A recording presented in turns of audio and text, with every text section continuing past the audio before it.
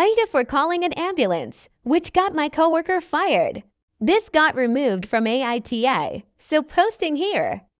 I-27F was at a group work training for my job this past weekend. The company put a bunch of us up in a hotel and had us attend a day-long presentation about our goals for the next quarter. For context, we're in sales, it's highly competitive, and the group consisted of mostly older employees, with me being the youngest. After a full day of meetings, a few of us decided to get dinner at a restaurant down the street from our hotel. We carpooled, and when we arrived, one of the older ladies, Deborah, 50s, was already there, standing at the bar.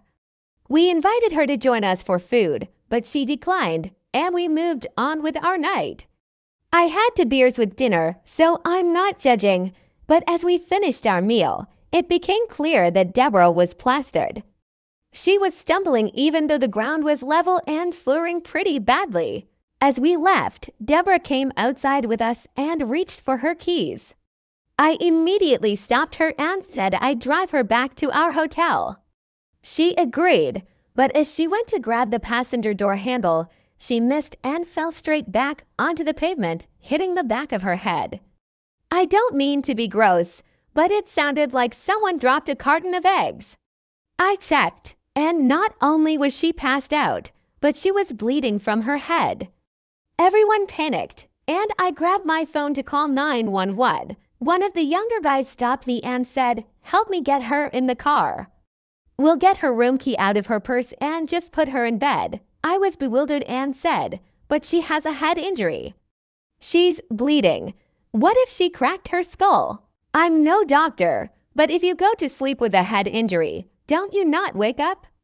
I'm pretty sure I learned that in school, and some of the other employees agreed with me, so I called the ambulance.